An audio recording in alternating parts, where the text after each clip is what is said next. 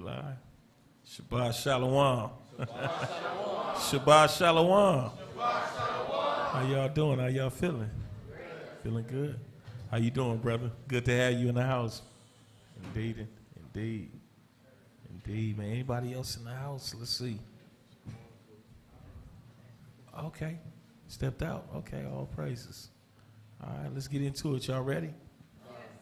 Part 2, building a righteous marriage. Part 2. How many of y'all are interested in building a righteous marriage? Okay, all right, all praises. All right, let's get to it. Let's go to the book of Tobit. Let's get Tobit, I think this is where we kind of left off at. Book of Tobit.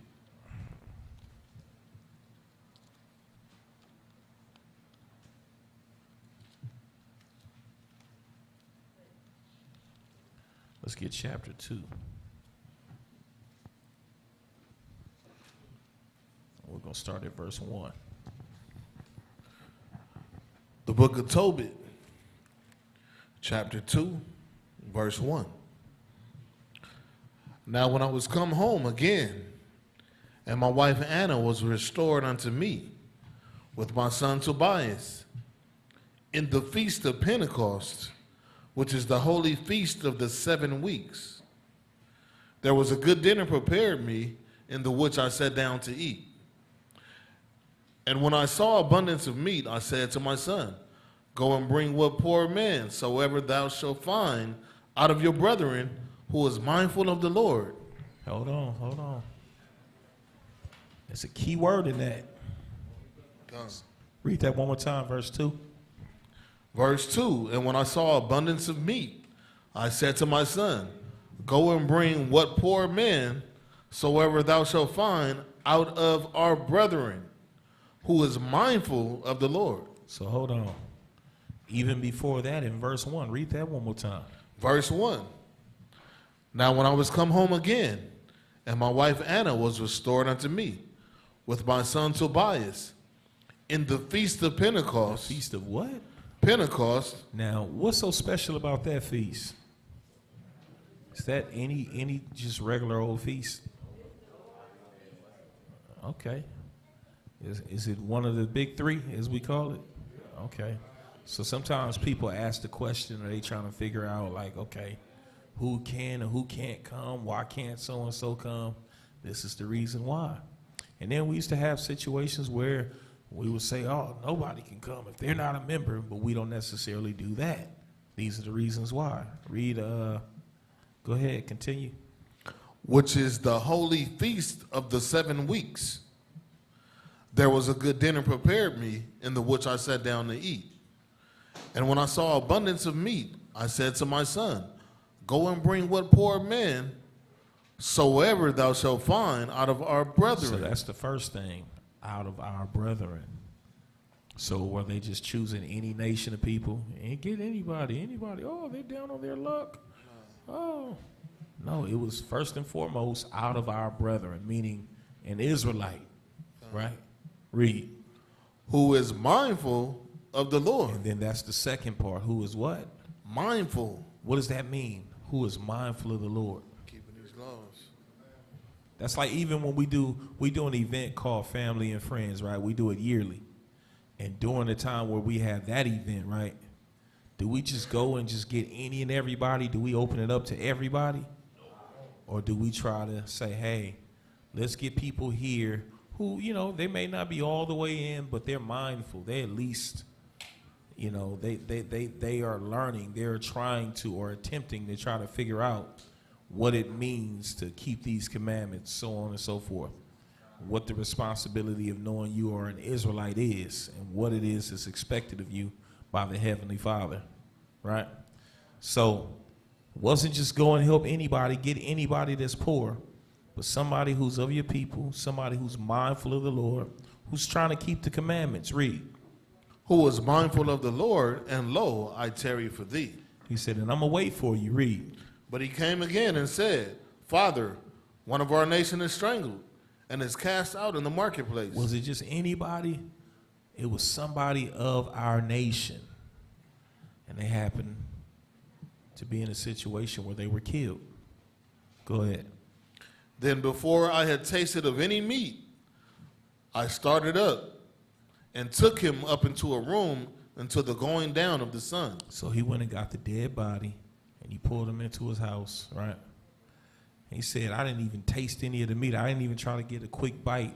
I went ahead and handled business because it was that important to me, right? And it's crazy because we hesitate on doing things for people that we know who are living, let alone, how you doing, sis? Let alone doing something for someone who is no longer living. But it was that big of a deal. Go ahead. Then I returned and washed myself and ate my meat in heaviness. In heaviness, read. Remembering that prophecy of Amos, as he said, your feast shall be turned into mourning, and all your mirth into lamentation. So during that time, you know, it was a tough time amongst our people. Tough time. Go ahead. Therefore I wept, and after the going down of the sun, I went and made a grave and buried him. But my neighbors mocked me and said, this man is not yet afraid to be put to death for this matter? Who fled away, and yet, lo, he burieth the dead again. The same night also I returned from the burial. Mic check. It had been a situation where, you know, Tobit had been warned. They said, look, man, you keep doing this, we're gonna lock you up. It's gonna be a problem, right? Or we're gonna take your life. Now here's the thing. A lot of people, that's all they have to hear, and I'm done. I'm gonna leave it alone. The fact that he was still willing to put his life on the line, his freedom on the line, to fulfill, you know, what was honorable to do for one of his brethren. Imagine what type of value that spoke to his son, right? So this is the type of man that's raising his son, right? Now, you're probably thinking, what does this have to do with building a righteous marriage? The thing about it is what you have to understand. Building a righteous marriage starts at what age? I'm going to show you. I was about to say, who? I was talking about your wife. She the only one that I notice up in here that's with child, right? Okay.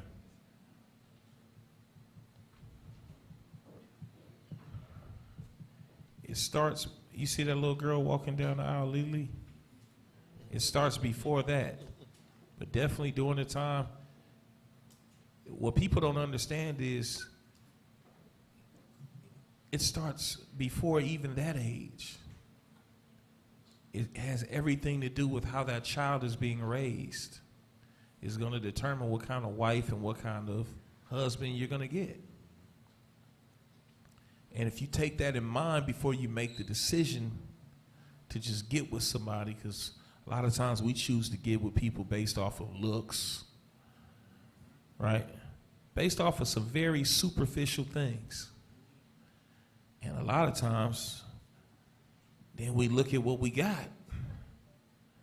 We call ourselves being disappointed, but you got to understand what was the criteria for you to choose. Like what did you base your choice off of? Go ahead, read. Verse 9. The same night also I returned from the burial and slept by the wall of my courtyard, being polluted, and my face was uncovered. And I knew not that there were sparrows in the wall. And mine eyes being open, the sparrows muted warm dung into mine eyes. And a whiteness came in mine eyes. And I went to the physicians, but they helped me not. Moreover, a Achacarus did nourish me until I went into Elemius. And my wife Anna did take woman's works to do. So now, not only the father, but now this is what the mother did, right? Something ends up happening after all the good work that he had done, right? he ends up in an unfortunate situation where, you know, his eyes are compromised. He goes blind. Now, what does his wife do? She steps up. Go ahead.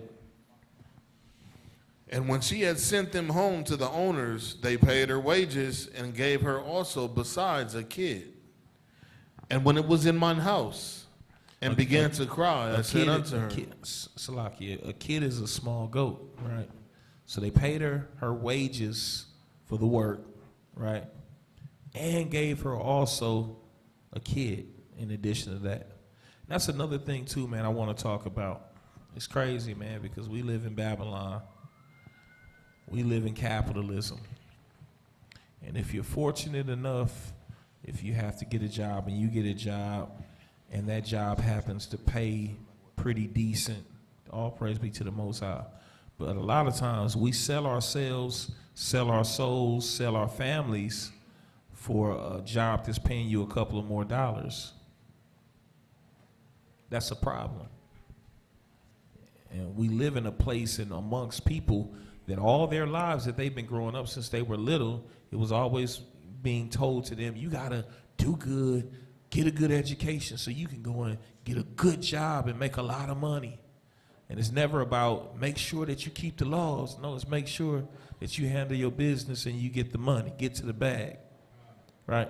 So it's important when it says in verse 11, and my wife Anna did take women's work. Because a lot of people, they ain't gonna go necessarily looking for women's work. A lot of women today, it's like, what the heck, women's work? I'm trying to get the bag. If I need to do that, then that's what I got to do. I'll figure everything else out later. But there was still an understanding. She didn't want to compromise her morality. She didn't want to compromise the law.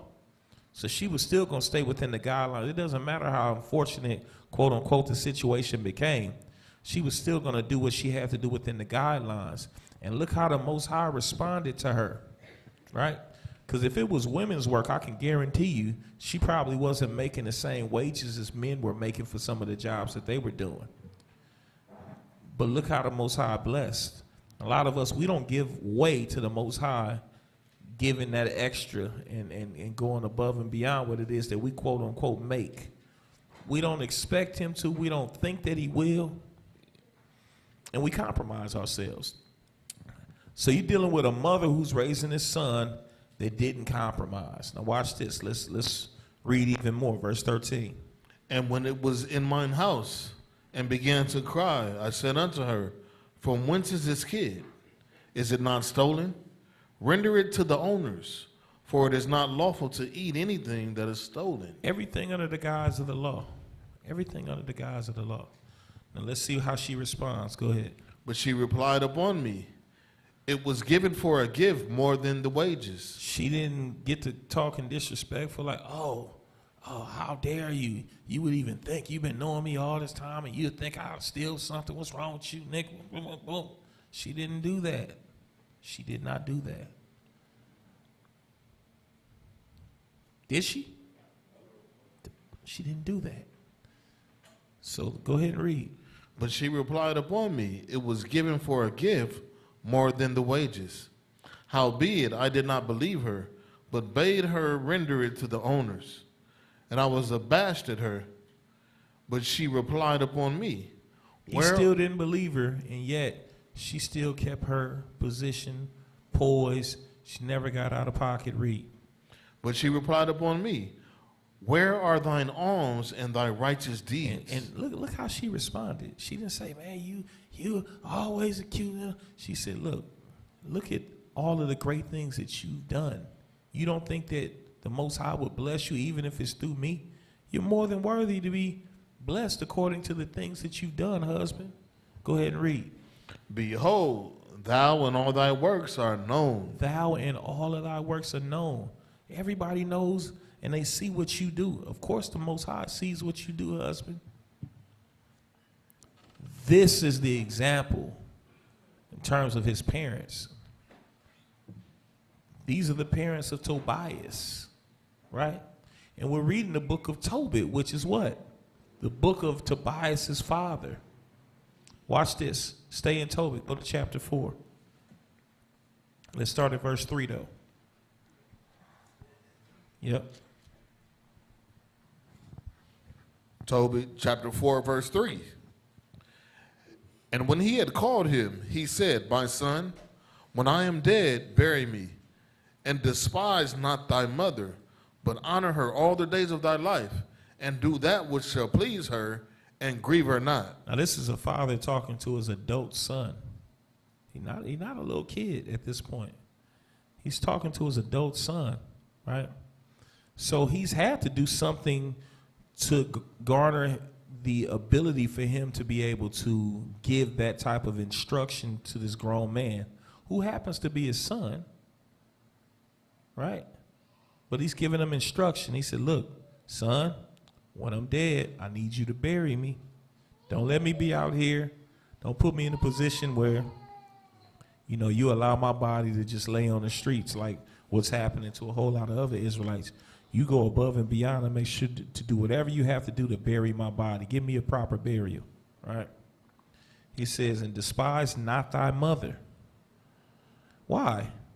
Because so many people, when they get grown, all of a sudden, guess what? Mama can't tell me nothing, I'm grown. Mama, you need to shut up. Mama, you don't know what you're talking about. He said, nah, man. Still have that honor for your mama, that respect. But honor her all the days of thy life and do what? Do that which shall please her. That's another thing. We feel like we get grown, and now it's you time. It ain't about pleasing your parents. It's you time. It's a lot of selfishness that's bred into these children that become adults. A lot of us, we weren't raised according to these scriptures, and that becomes the issue. And we're wondering why we're having the types of marriages and marital problems that we have. Go ahead and read. Verse 4, remember, my son, that she saw many dangers for thee when thou was in her womb.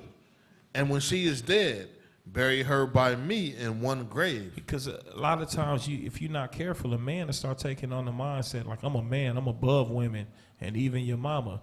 But the scripture tells you, you read Ecclesiastes chapter 3, and it tells you your mom still got authority over you. You can't just deal with your mama any kind of way. That's scripture. Remember, my son, that she saw many dangers for thee when thou was in her womb, and when she is dead, bury her by me in one grave. Right? So you're seeing, because a lot of y'all have seen the tradition of people being buried by their spouses. This is one of the places that you can read about it early on in history. Go ahead, verse 5. My son, be mindful of the Lord our God all thy days. And that's the thing that we should be telling our children above everything else. We telling them, make sure you do this and get the bag and handle it. Don't let nobody disrespect you, blah, blah, blah. But you ain't telling them to keep these commandments no matter what. And that becomes the problem. So now you got two people talking about they want to be married, they want to be a husband, they want to be a wife, and the law is not at the forefront of their minds in respect to dealing with each other. Go ahead. My son, be mindful of the Lord our God all thy days, and let not thy will be set to sin or to transgress his commandments. Do uprightly all thy life long, and follow not the ways of unrighteousness. In other words, don't fall off. Don't fall off. You got to tell them from when they babies, like, this is a forever thing. Ain't no when you get grown, you get to do what you want to do. That's the problem. Raise your hand if you got raised that way. You got raised in a way where you was led to believe when you get grown, you get to do you. The majority of us. That's why now when you grown, you got a problem because you just want to do you. You think you have a right to do what you want to do. So then when the laws, start telling you, oh, you can't do this. You need to move this way. You need to treat people this way. People have issues with that. It's crazy. We'll come into this truth and we'll have an easier time treating other folks a certain type of way, but have the hardest time treating our spouses according to these scriptures. That becomes the issue. Go ahead. For if thou deal truly, thy doing shall prosperously succeed to thee, and to all them that live justly. Do you hear what he's telling his son? For if thou deal truly, Because that's the thing. It's a lot of people that don't deal truly. They'll sit up here and they look good. They'll sell it to you. They'll tell it. They'll package it up for you. You be like, oh, man, that's a righteous brother. That's a righteous sister. But they don't deal truly. That's not really how they are. That ain't how they be at home. It's a charade. He said, if thou deal truly, thy doings shall prosperously succeed to thee, and to all them that live justly. Go ahead. Give alms of thy substance. That's another big one. That's a very important principle to teach your child that a lot of adults didn't learn. One of the things is when you're giving alms, in most cases, you got a community, you got a nation to contribute to. That's where those alms go to. So a lot of us, we weren't raised with a sense of any type of nationhood. A lot of us really weren't raised with any real sense of community or any sense of family. And we be jacked up. We grew up without accountability. We grew up without common interests, right? So we turn to the streets, or we turn to certain circles that were not going to be beneficial to us becoming the type of husband and wife someone else would hope to marry one day. Ain't thinking about giving alms. Me? Give alms? Nigga, I earned this. I'm spending my money the way I want to spend my money. I work hard for this. You know how many people I done had that conversation with? Something to think about. So, you know, the scripture talk about the storehouse. Ain't no storehouse to give because we ain't part of no community. Ain't nobody taught us how important it was to be about your nation, to be a nationalist. Nobody talked about that. No, our people don't even know, most of our people don't know what nationalism is. That's a foreign concept. We barely know what family is. And that's a problem.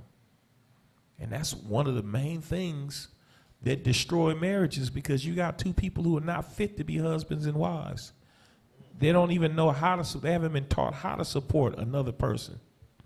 As a woman, you don't know how to support a man as a husband. As a man, you haven't been taught how to support a woman as a wife.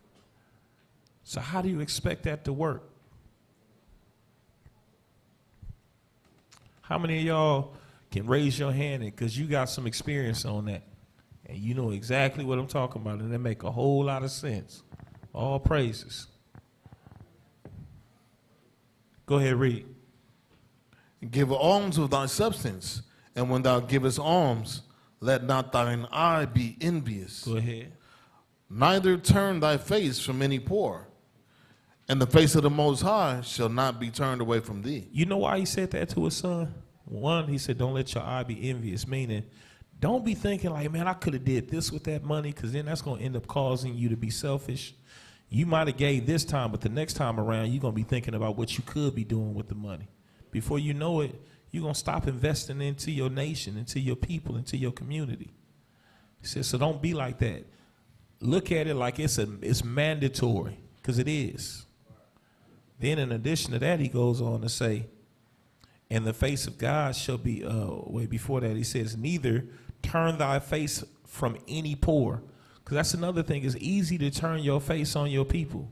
It's easy to try to disregard whatever issues you may see, the needs of the people. You got to make sure that you feel like, you know what, if they ain't doing good, then technically I ain't really doing good. You know what I'm saying? Yeah, it will be nice to have an abundance, but if I got more than enough, why wouldn't I give this person what they need? I can't sit by and just watch my brother, watch my sister go hungry. That makes sense? That's the mindset we need to have. Go ahead. If thou hast abundance, give alms accordingly. If thou have but a little, be not afraid to give according to that little. And that's important too, because a lot of people will read the top of verse 8 and they only see it one way. If thou hast abundance, give alms accordingly. I'm sorry, the second part. If thou hast but a little, be not afraid to give according to that little. The reason why it says that, it's not to say, oh, you only got a little bit, so you got a little bit. It's okay. Don't stress yourself, right, by trying to give way more when you only got that little. Just give that little according to what you got. That's not the thing that's really being stressed in that. What it's saying is, because a lot of people would be like, only got a little. My little bit ain't going to really do nothing. They ain't going to miss this dollar, these couple of dollars. You know what? It all adds up. Still give. Still contribute. It's going to help somebody. That's the whole point behind saying that. And the top part is very important because it says, if thou hast abundance, because a lot of us will keep paying the same and never think to give more because we've been blessed with more. And that's selfishness too. Go ahead. For thou layest up a good treasure for thyself against the day of necessity. You laying up a good treasure for yourself against the day of necessity. How? I do better putting my stuff in the bank. Right? Nah, guess what? Because when you invest in your people, when things happen, they're going to be right. Now, maybe not everybody. Okay, don't worry about the ones that won't. But the ones that will, people that recognize your charity, and they'll give. What's going on? and guess what? The Most High will make sure that it's reciprocated. Go ahead and read. Because that alms do deliver from death. And so hold on. He says because alms does deliver from death. Right? For thou layest up a good treasure for thyself against the day of necessity. Because that alms do deliver from death. And suffer not to what? And suffer not to come into darkness. So what is he teaching them by saying this? What is he saying? I'm going to tell you exactly what he's saying. He's showing his son something very important. Because a lot of us, we made the mistake when we went into these marriages and it became, it's just me and you against the world. Where has that gotten you? Where has that mindset gotten you? Just y'all two against the world. You're gonna need somebody help someday. So when you utilize your marriage and in your marriage it's understood that we are a part of a greater family and a greater community, you do a lot more by your family, because at some point you're looking to have children. You're more than likely gonna have children that are gonna come. Your children are not gonna benefit from it just being you and her. But they will benefit when you are a part of a community, a part of a nation, part of a family who's going to collectively, right, build, contribute, right? And when somebody falls on hard times, because that's how the laws were set up. It's crazy because a lot of folks been in the bootleg church. How many of y'all paid tithes when you was in the bootleg church? But you don't even know the origin of tithing. Tithing was a law for our nation. And tithing was a mechanism so that everybody was taken care of. Everybody was covered. Nobody had to be without. Tithing in conjunction with a few other laws. One of them was gleaning. There was a law that you could be poor, hungry, but guess what? All of the fields, you were able to legally go into somebody's field and eat. As long as you didn't take seeds without permission and things of that nature. But you were within your right, because that was to make sure that everybody had something to eat. Nobody had to go hungry. But we're not being raised like that anymore. We're not raising our children like that. So by the time how many of y'all got grown kids? How many of y'all have experienced your kids like, all right, this is what I'm doing. You look up and they gone. They own whatever they own. They making choices of what they want to be on. And you have moments where you trying to get them to come and check this out and be a part of this. And they like, Dad, Mom, that's what you doing. But this is what I want to do. How was that ever beneficial to the nation? And the crazy thing is when you have issues in your marriage, to have a community, to have a nation to pour into. How many of y'all had situations where you could have really utilized a nation? You could have utilized a community in your marriage. There you go. He's setting the son up for success. Because all of this, when you read Tobit, is going to him, and that's why he's going to give him the play-by-play right here. Setting him up for a successful marriage. Go ahead and read. For alms is a good gift unto all that give it in the sight of the Most High. See, the thing is, it's crazy because people get into this truth. They like, man, you know, and they still feel the type of way about paying alms, about money. And they like, man, Scripture tells you money answereth all things. The fact that you type with your money shows that you don't understand. Somebody didn't teach you and give you the understanding of how important it is to invest in your community, to invest in your nation. And for the little investment that you're giving, the abundance of what you get back, they didn't teach you that. Go ahead and read. Beware of all hoarder, my son, and chiefly take a wife of the seed of thy fathers. Beware of all whoredom. That's one of the biggest things right there. Beware of all whoredom. What is whoredom? By definition.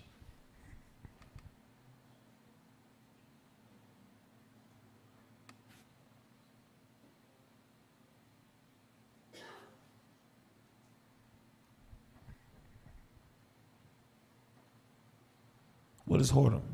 Anybody? I'll give you a definition right here. Prostitution or other promiscuous sexual activity. But the crazy thing is, you have physical whoredom, and then you also have spiritual whoredom. You dibbling and dabbling with other philosophies and other deities, false gods, false religions. So that's the spiritual aspect of it, right? And then you got all of the whoredoms that you see today. Before you got married, how many bodies did you have? We don't even think about that. That's not a deal breaker today.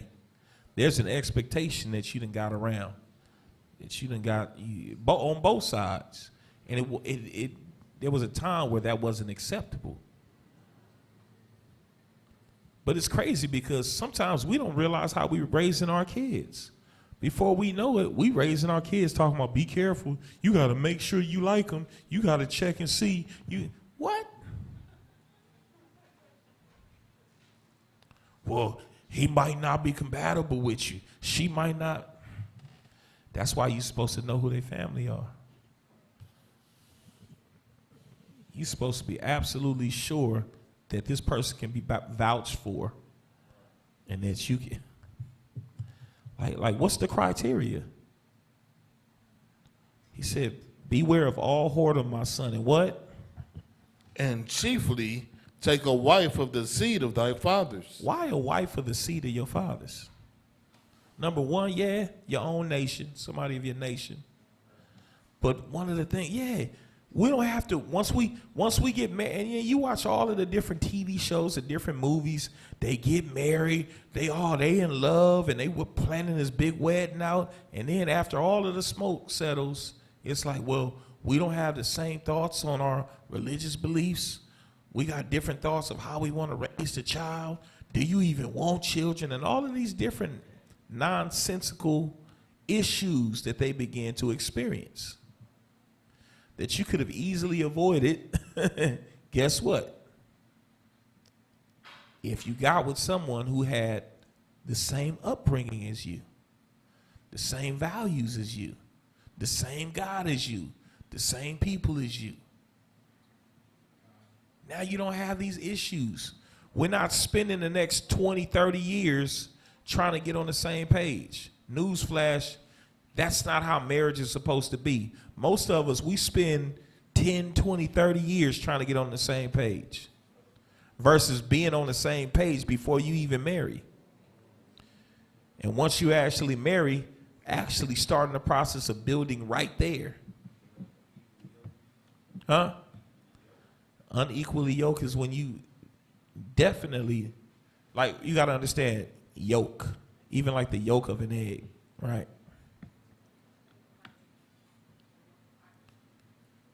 When you talk about being unequally yoked, right, it's kind of crazy because what is that yolk for that egg? What does that yolk represent within that egg? Huh? The yolk is the thing that actually turns into the chicken. Yeah, it's the actual, yeah. So like, we don't even have the same, like you deal with people that you don't even have the same spirit. You don't have the same morality. You don't have the same, to be unequally yoked is definitely to be in a situation where you allow yourself to be joined unto somebody. Now, you're joined by the laws of the Bible to this person. Y'all don't even see eye to eye on a bunch of things. That's problems. That's not productive. It's not productive. That's why the Bible says, be not unequally yoked. Make sure that you equally yoked with this person. Because the whole point is to be able to not only build, but to enjoy one another. There's so many folks that's married that don't even enjoy each other.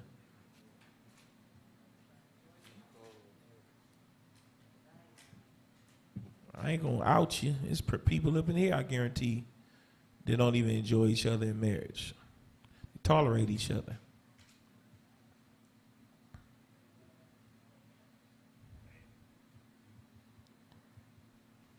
So, go ahead. Beware of all whoredom, my son, and chiefly take a wife of the seed of thy fathers, and take not a strange woman to wife. Why would you marry a stranger? You don't watch too much television. All your life you've been watching television, movies, and listening to stuff. You know, we as young men, we was taught, man, go to the mall. We going to the mall to see how many numbers we can get. And it's always about meeting a stranger. Nobody advocating for us to, hey, you know what? This family over here, they got some daughters, they solid. I've been talking with the father. That ain't happening. Why do we feel like that's such a weird thing? So you want a mystery box for the relationship that your kids gonna get into. And then you be mad at who they chose and all of the stuff that come along with it. But you never took the opportunity to say, let me help to navigate this.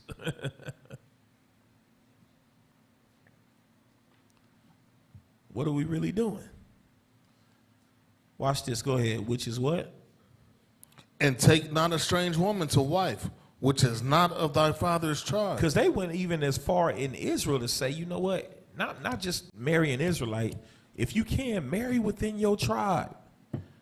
Marry within your tribe. So when you read Esther, she talked about it. She said, when I was young, amongst the family, in my tribe, this is what we would hear. They got that in common. We understand each other. I understand your upbringing. You understand my upbringing. So many times in marriages, it's like, well, I didn't grow up like that. Or you can't understand what I went through. You grew up in the burbs. You grew up, you know what I'm saying? I grew up in, the trenches. You got this disconnect. You looking for somebody to be sympathetic to your situation, and they have no clue because they're not from where you from. Now you trying to figure out how to bridge the gap. Go ahead. For we are the children of the prophets, Noah, Abraham, Isaac, and Jacob. It's important to know this, and he's going to tell you why. Why would he say this? You, the children of the prophets, Noah, Abraham, Isaac, and Jacob, because it's something very important that you need to know about them. Watch this, read. Remember, my son, that our fathers from the beginning, even that they all married wives of their own kindred. They all married wives of their own kindred. If you go back, you'll read about it. Abraham was instructing his sons. Isaac was instructing his sons. Don't be going over there messing with them women over there. We don't deal with them. When you ready to get married, you gonna marry one of these daughters. Don't mess with them daughters over there. Don't mess with them women over there. Who's been there to do that for us?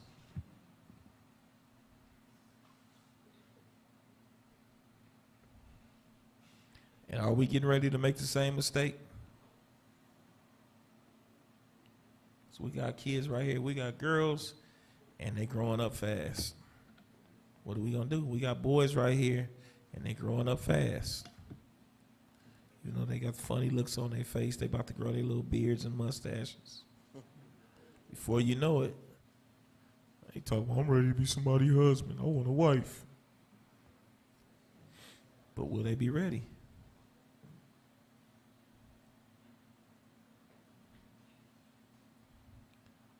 Because we ain't having these conversations. That's another thing. We ain't having these conversations. Toby took the time to have this conversation with his son. A lot of us, we're not having these conversations. So what you expect him to do?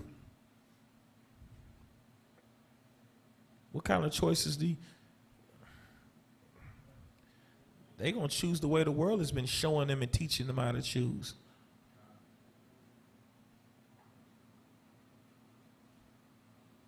Go ahead and read. Remember, my son, that our fathers from the beginning, even that they all married wives of their own kindred, and were blessed in their children, and their seed shall inherit the land. And they were blessed in their children because their children didn't have to grow up in confusion. Their children didn't have to grow up in broken homes. And it was understood. The reason why I said, and their seed shall inherit the land, you know why I said that? Anybody? Somebody tell me why I said that. And their seed shall inherit the land. Why? Because they were all a part of the, go ahead. You right there.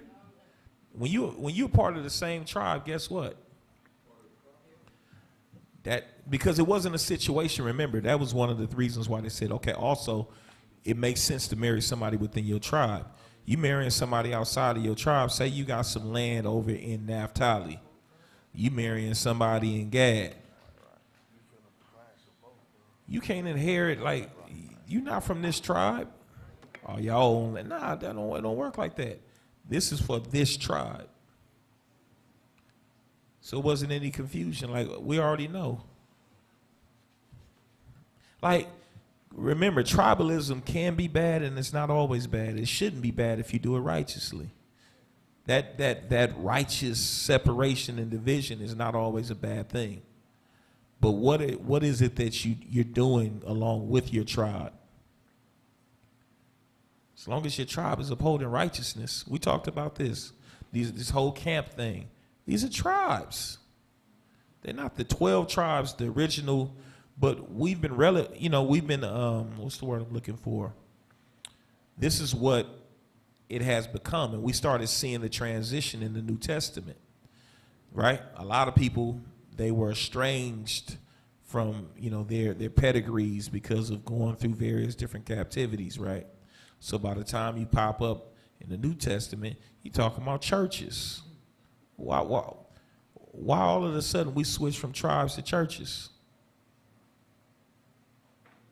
So people, it ain't about no camps and all that. No, this is, Most High allowed this so that you can still have a sense of tribal, a community. And a lot of times we're not fully taking advantage of this and not really understanding what this is and how it's here to benefit us. And the responsibility that we have to make sure that we give to contribute to building that tribe to be restored. We're working towards being restored to what we once were until it is we actually go back home. When we keep that in mind, we'll do better. But as long as we thinking as individualites and we part-time, we come to the tribe, to the school on the weekend, but during the week you ain't thinking about it. You on whatever you on. It's going to take a long time. It's going to take a long time for us to get to where we say we want to be. Go ahead and read. Now therefore, my son, love thy brethren, and despise not in thy heart thy brethren. But love your people, love your brethren, and don't despise your brethren in your heart, meaning in your mind, by what? Go ahead. The sons and daughters of thy people, and not taking a wife of them. And that's what it becomes. It becomes a situation. He told his son, don't hate your brethren, don't hate your people by not taking a wife of your people. Well, the girls over there, you used to hear back in the days, how many of y'all went to high school somewhere, either in LA or near LA? It'd be like, oh man, I don't deal with chicks at my school. I'm going to Westchester. If you a West Sider like me, I went to Washington High. Always dealing with, I don't deal with them like they ain't good enough. Like,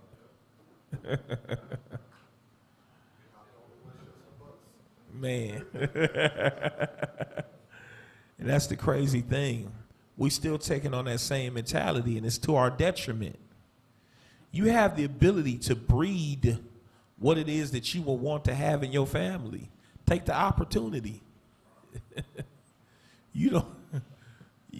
Man, look, unless you just ready to give up the ghost as soon as your kids get grown and you convinced that you're going to go ahead and just give up the ghost and die, you don't know how many years you're going to be dealing with that marriage and dealing with the spouse of your child and how you might need them.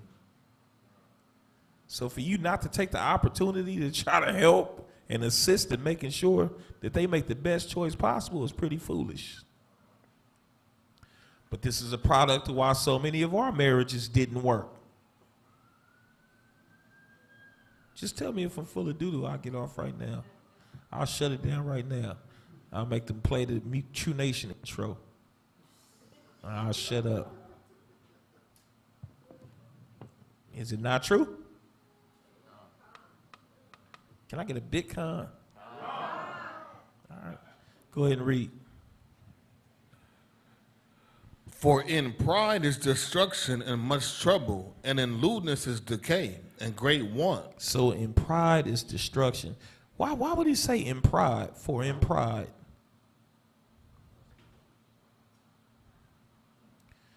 When you prideful, you don't listen.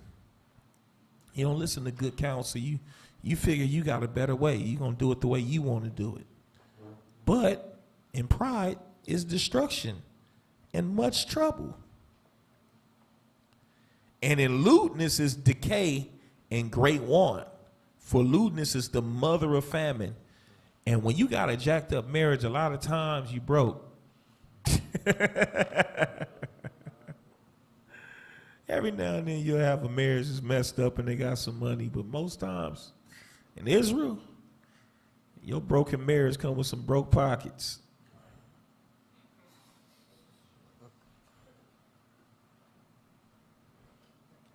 Go ahead, verse 14.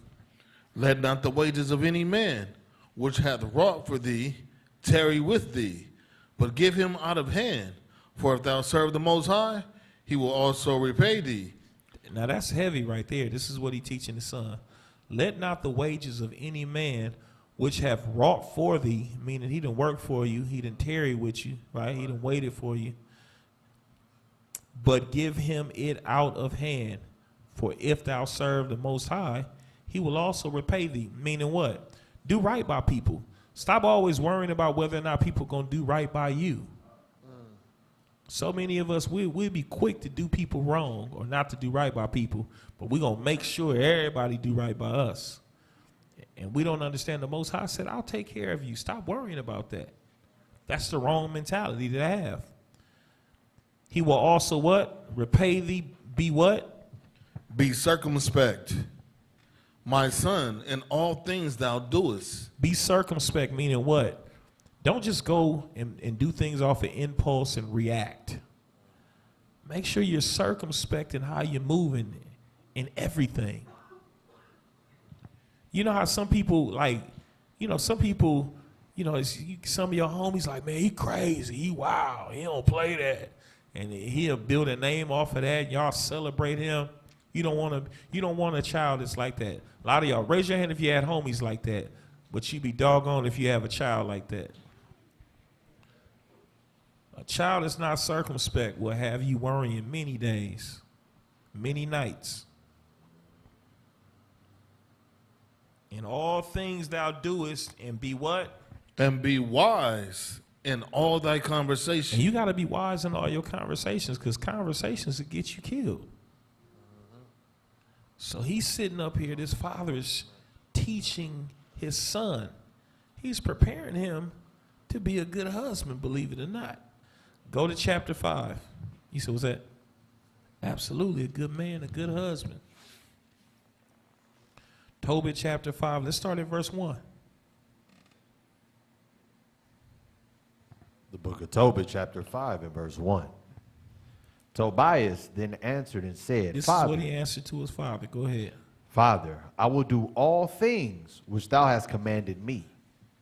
Nah, Dad, you don't know what you're talking about. It's different now. Dad, you just don't understand. That's why I be trying to make sure I stay on my daughter's neck.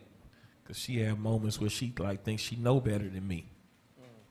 And I have to tell her, you don't know better than me. Trust me. Trust me. It's my job to know better than you. Ain't that right? Yeah, that's my job. Go ahead. But how can I receive the money, seeing I know him not? Then he gave him the handwriting and said unto him, Seek thee a man which may go with thee, whilst I yet live, and I will give him wages, and go and receive the money. Therefore, when he went to seek a man, he found Raphael, that was an angel, but he knew not. And he said unto him, Canst thou go with me to Regis? And knowest thou those places well? That's crazy right there. Because Tobias is a grown man. He got an old daddy. And his dad like, son, because I'm pretty sure most grown men be like, I'm good. I can go by myself. I don't need nobody to go with me. I'll hold it down. I got my sword. He like, nah, son, get somebody to go with you. Make sure you, all right, Dad, okay. Go ahead. Verse 6, to whom the angel said, I will go with thee, and I know the way well, for I have lodged with our brother Gabael. And Tobias said unto him, Tarry for me till I tell my father. He said, let me go back and tell my father. Grown man. I got to go tell my dad. Go ahead. Then he said unto him, Go and tarry So not. now, a whole bunch of women have been raised to antagonize that type of man. You got to ask your daddy, you a grown man. What's wrong with you? You grown. You going to ask your daddy. What's wrong with you? You can't think for yourself. God forbid you ask your mama something or you take your mama advice. How many of y'all been called a mama's boy? Raise your hand. They call you a mama's boy quick. It's crazy because it depends. It usually, women don't get antagonized for that type of thing unless she giving you some bad advice, then the husband get the trip. Why you listen to your mama? She ain't even got no husband. Blah, blah, blah, blah. Go ahead. Verse 8, then he said unto him, Go and tarry not. So he went in and said to his father, Behold, I have found one which will go with me. Then he said, Call him unto me, that I may know of what tribe he is. What do you want to know? What tribe he is. I need to know what tribe he from, son. Hold on. Dad, it don't matter what tribe. Long he is, he an Israelite, right? I got a song. Shout out DJ Repent. He was like, man, I've been listening to this song. Is you an Israelite? And I just need to know if you an Israelite. And if you is, then is you living right? He said, I need to know what tribe you from. All the tribes don't be solid. Ain't no different today. They talking about, I need to know what camp you from. All the camps ain't solid. Better make sure you connect with one that is. Go ahead. And whether he be a trusty man to go with thee. Uh-huh. So he called him, and he came in, and they saluted that's one at least, another. That's at least a 2-point check right there. I need to know what people he come from, and then I need to also make sure he himself is solid. Go ahead. Then Tobit said unto him, Brother, show me of what tribe and family thou art. To whom he said, Dost thou seek for a tribe or family, or an hired man to go with thy son? So you kind of say, hey, like, what you tripping off of? You need my tribe or my family, or do you just need me to go with your son? Because if you trying to hire me, I'm telling you, I'll do it. Go ahead. To whom he said, dost thou, Salaki, verse 12. Then he said, I am Azarias, the son of Ananias, the great, and of thy brethren. Then Tobit said, thou art And welcome. he said, and I'm of your brethren. So let's see what the response is. Read. Then Tobit said, thou art welcome, brother. Be not now angry with me, because I have inquired to know thy tribe and thy family. For thou art my brother of an honest and good stock. For I know Ananias and Jonathan, sons of the great Samias. He said, I know exactly who you talking about. As a matter of fact, I not only know Ananias, I also know Jonathan. I know both of them. Sound like some hood interaction, huh? Yeah, they some good people. They're my brothers. Go ahead. As we went together to Jerusalem to worship and offered the firstborn and the tenths of the fruits, and they were not seduced with the error of our brethren. That's heavy right there. And they were not seduced with the error of our brethren. Other Jakes was going off, but they were solid. Them some good dudes right there. Read. My brother, thou art of a good stock. You of good stock. You solid. You got raised by them. I know you solid. Go ahead. But tell me, what wages shall I give thee? Wilt thou a drachm a day, and things necessary as to mine own son? Yea, moreover, if you return safe, I will add something to thy wages. And he gonna look out for him because he like, you my peoples. So if you succeed in actually bringing back safe, I'm gonna drop more on you. I'm gonna give you even more. Go ahead. So they were well pleased. Then said he to Tobias, prepare thyself for the journey, and God send you a good journey. And when his son had prepared all things for the journey, his father said, go thou with this man, and God, which dwelleth in heaven, prosper your journey, and the angel of God keep you company. So they went forth both, and the young man's dog with them. And they had his dog that went with him. But here's the thing. You got this father, you got Tobit, his grown son Tobias, and he like, man, he's still in his son's life, and he's still trying to make sure that the son makes it home. It's a grown man. Tobit old right now, but he's still looking out. Go ahead. But Anna, his mother, wept. That's a crazy thing. It's so many marriages, and in the marriage, they be like, man, your parents don't have nothing to do with our marriage. You need to keep your parents out of our marriage. Sometimes the problem is because the parents ain't in the marriage. You don't have a level of accountability. That's the problem. You know, get to acting the fool and doing what you want, and ain't nobody to pull your coattail. That's the problem. Keep your parents in your marriage in righteousness, and you probably have more success. Go ahead. But Anna, his mother, wept and said to Tobit, why hast thou sent away our son? Is he not the staff of our hand in the going in and out before us? Be not greedy. And what she was saying is like, if something happened to Tobias, like that's our one and only son. Why would you send him away? We got to make sure the parents is older, and they like, we got to look out for our son. We got to take care of him. That's what things were supposed to look like. That's what things are still supposed to look like.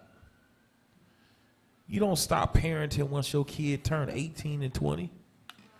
And you don't get to do what you want when you turn 18 and 20 and just live life how you want to live. It don't work like that. That's why so many people are failing.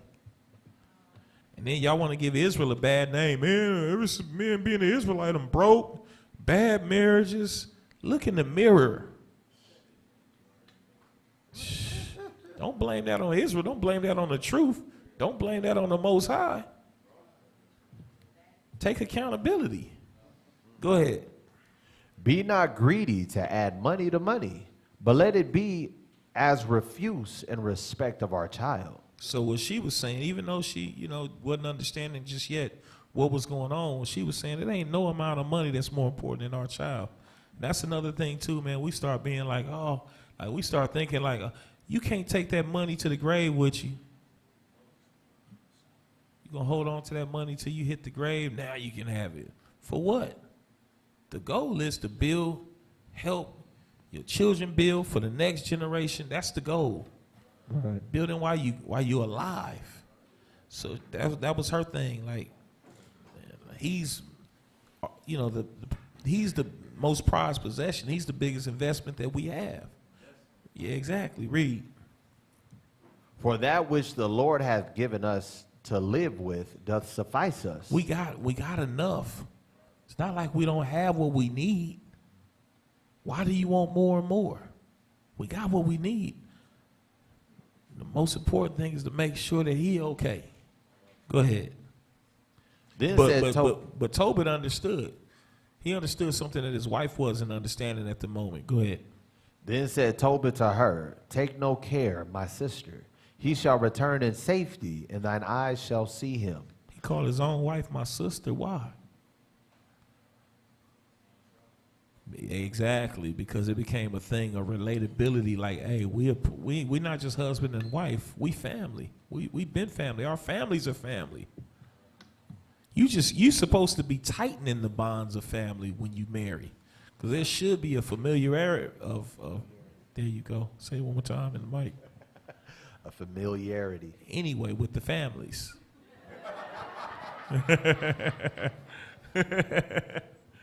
But the problem is, man, we getting these two estranged families and trying to make it work.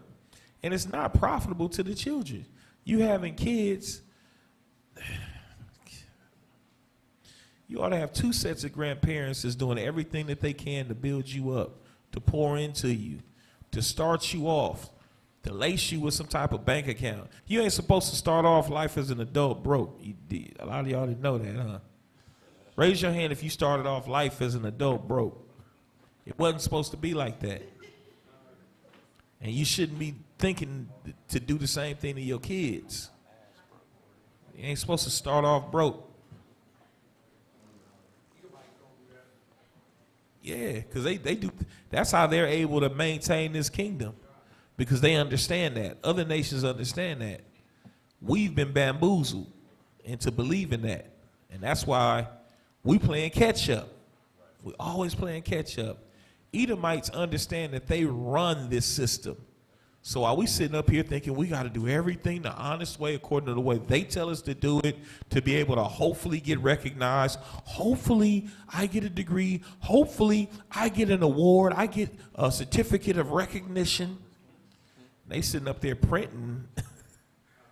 That thing printed on a piece of paper with somebody's signature that you'll never meet, that you can care less about, saying that, okay, I certify that they done did what they supposed to do. How long are we going to allow ourselves to keep playing by these nonsensical rules and keep wondering why we can't advance? I gotta go and get this job. Says who? Why do you refuse to be disciplined enough to go do it your doggone self and not have somebody tell you that your time is only worth $20? You settle for $20 when you can be making $20,000 an hour. But I feel comfortable because this 20, I know if this 20 add up, I keep working for this 20. I'm gonna get that paycheck in the 2 weeks. Then I can't wait for income tax. You got a slave mentality. Collectively, you telling me, look around you. You telling me we can't get ourselves together to make at least one business work? What's wrong with us? That's a problem. It's a broken mentality, but it's the way we've been raised. When are we going to get tired and decide that we're going to break that curse?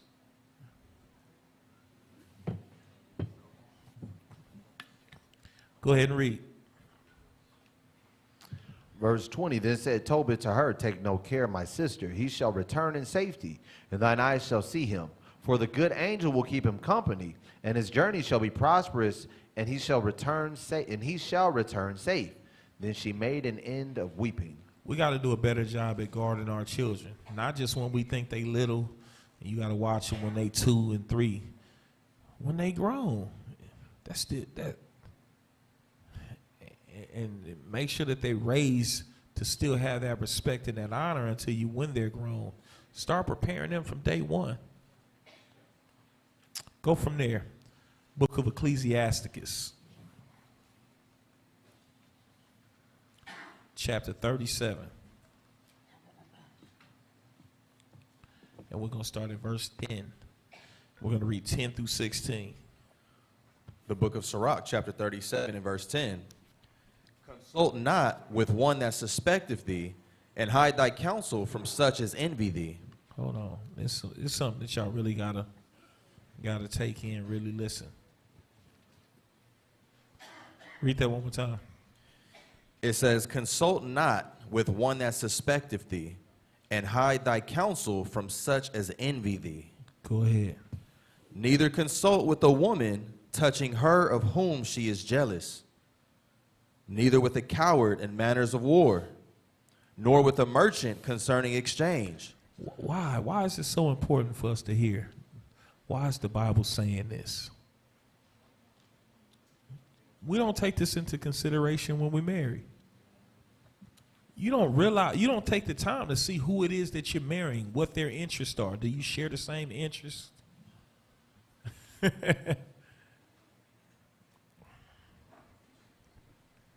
Neither consult with the woman touching her of whom she is jealous, neither with the coward in matters of war.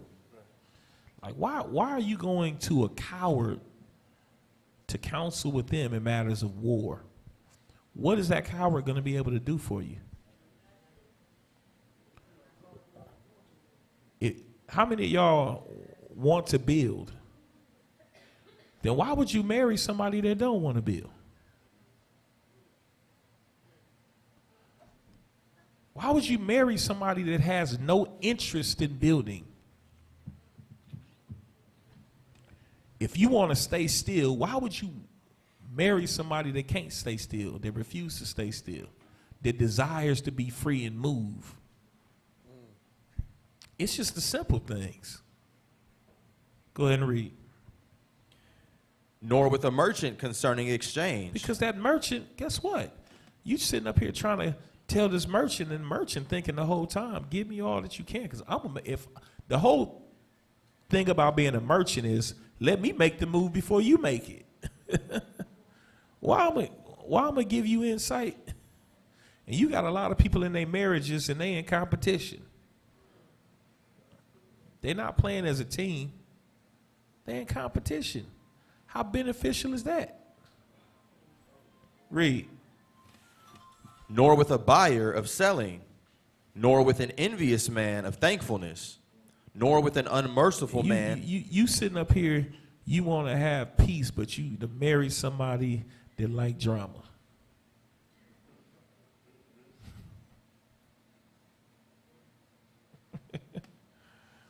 You want some positivity, but you married a pessimist.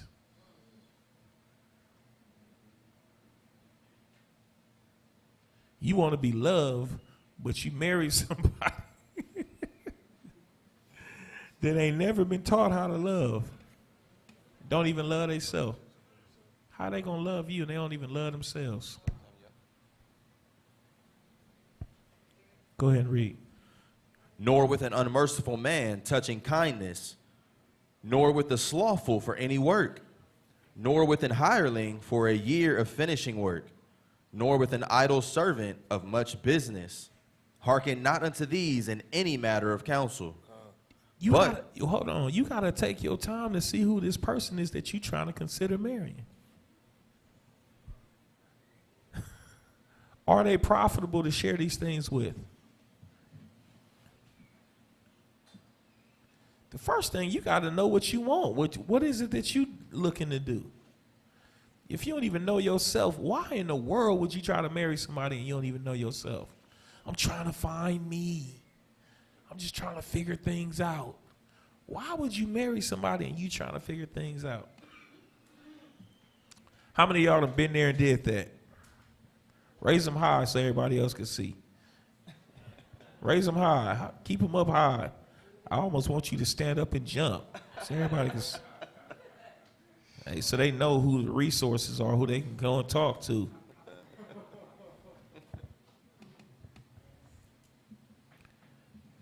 You don't even know who you are. You ain't got nothing figured out, and you want to be married.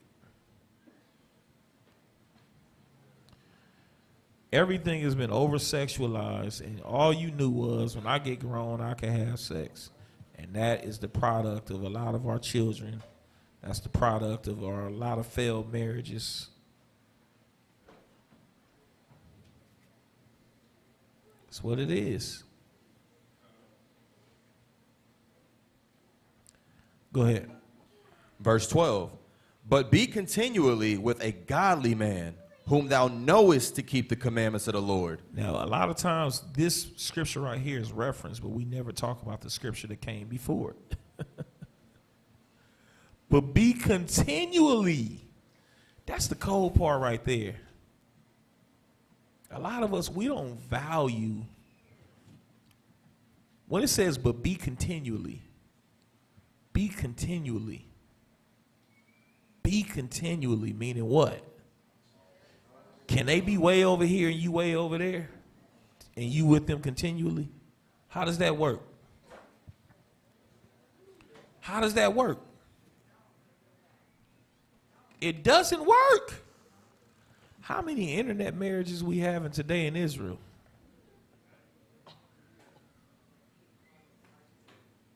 And what percentage of them turning out successful? Man, somebody be mad at me. I don't care. I'm just telling you the truth. I might save somebody in here. Is it working?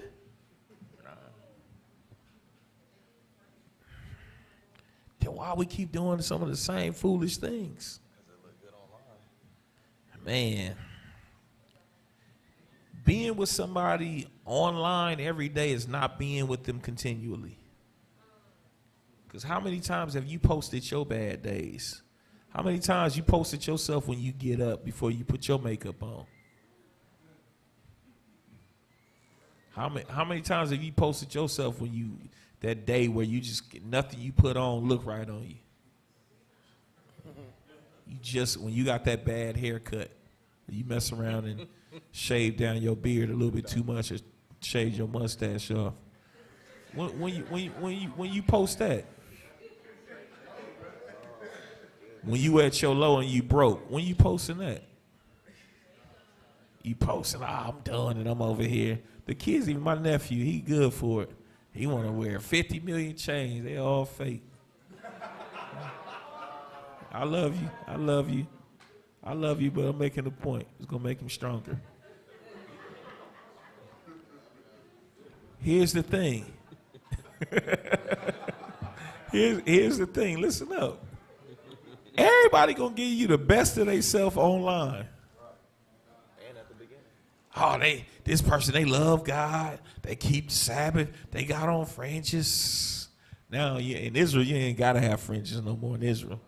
That's the new thing now. Everybody's so profound. It's spiritual. It's spiritual. They on my heart. Got them Setting you up for the woo-wop. The woo-wop.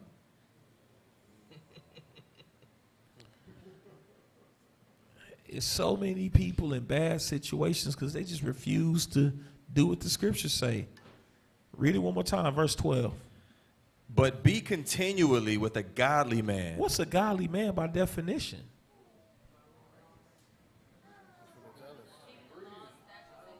Now watch what it say. Watch this. Read this in the next part. Whom thou knowest. Thou who? Whom thou knowest. You know. Not I believe. I believe. I think. From what I seen, did they have fringes on? I thought I saw. I don't know for sure, but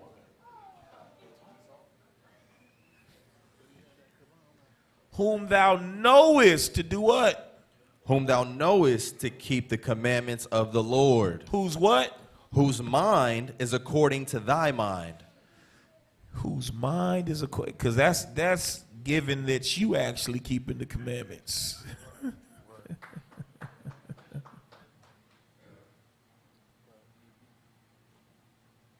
How many of y'all know? I'm gonna see how real some of y'all gonna be. How many of y'all know you don't want to marry somebody with your mind? Because you know your mind ain't right.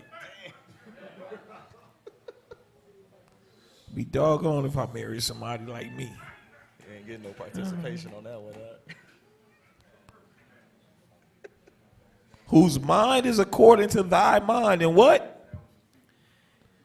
And will sorrow with thee if thou shalt miscarry. And will sorrow with thee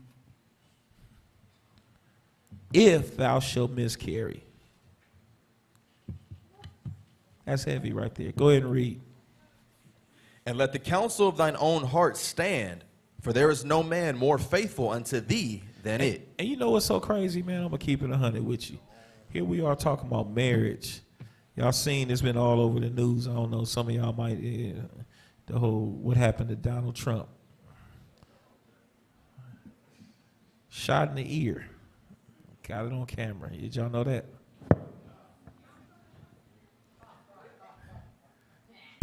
Potentially the next 4 years is going to be pretty turbulent. You're going to have Edomites divided and against each other and all kind of foolishness going down. And we still struggling to make our marriages work. Writing is on the wall. We ought to be preparing ourselves while they fighting each other. And we still on nonsense. Says a lot. Says a lot. Go ahead and read. For a man's mind is sometime wont to tell him more than 7 watchmen that sit above in an high tower.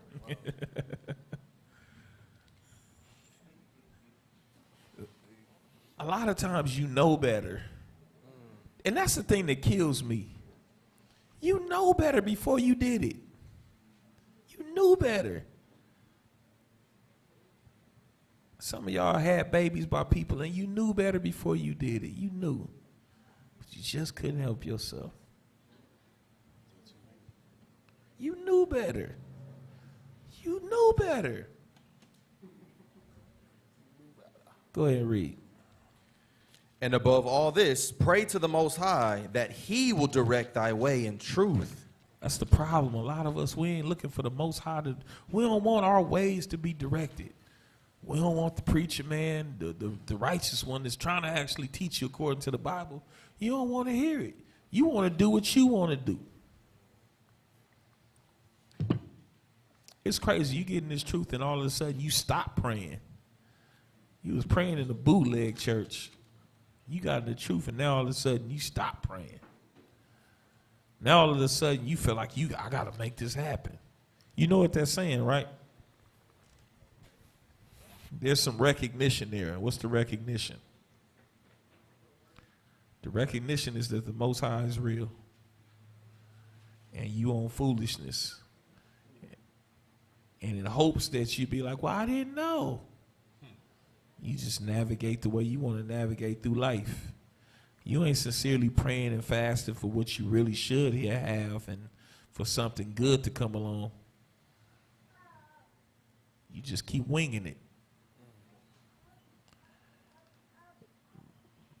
Some of the most important decisions that you need to make in your life, you love to wing. Verse 16. Let reason go before every enterprise. Before every enterprise, not some. And what else? And counsel before every action. How many of us actually exercise that? We practice that.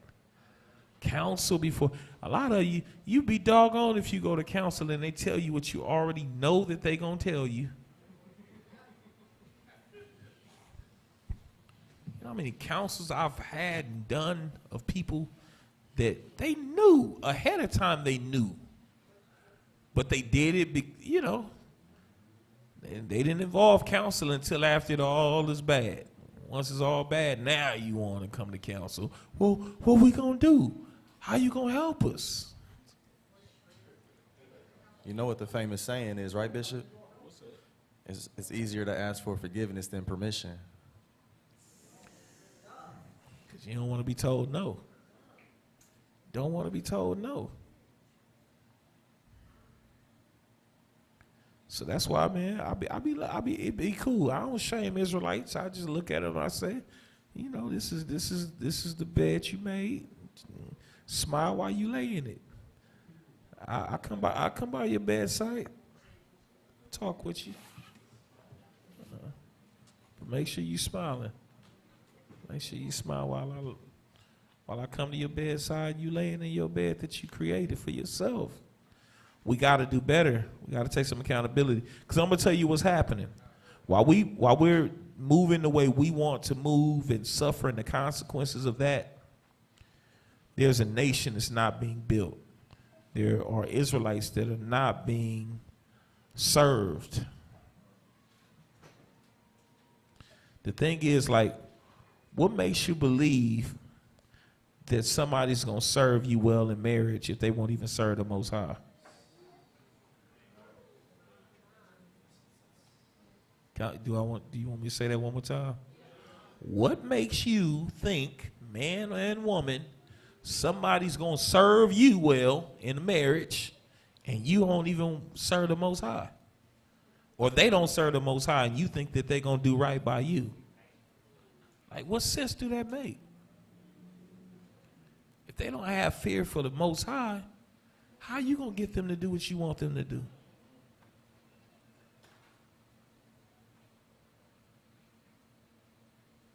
That's just a thought. Go to 1 Peter. Y'all ought to sound like the bootleg church up here. Y'all ought to be, ah! Ah!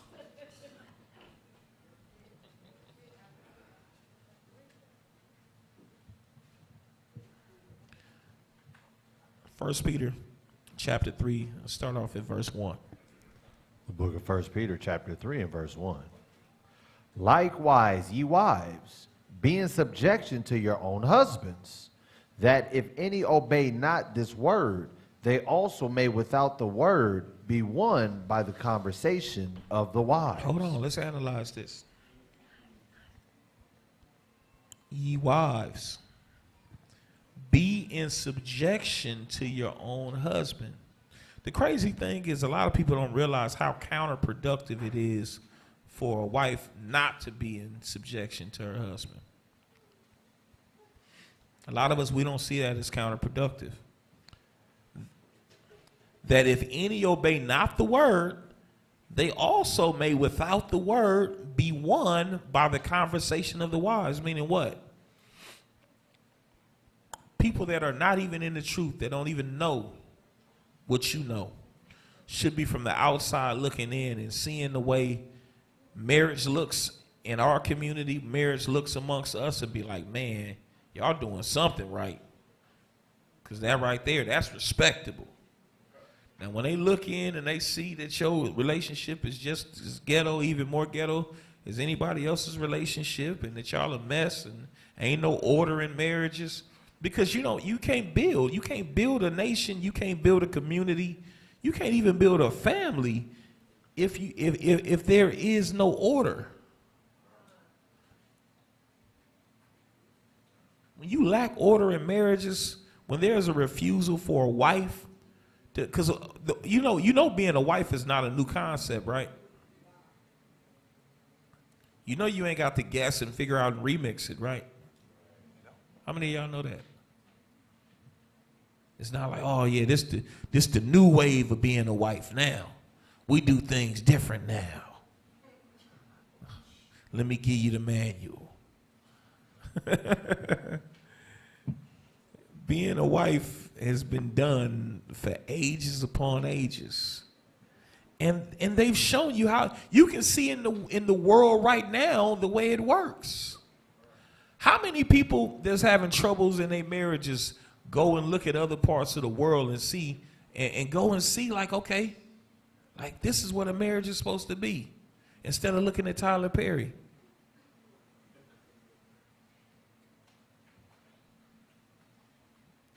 It's just a thought. Go ahead. I was trying to figure out how to ask you that question because, a lot of times with us being in the truth, people look in and say we're held to a different standard, but there are some successful marriages that are people that are not in the truth, But when I look at those marriages, the main thing that you said, they have order.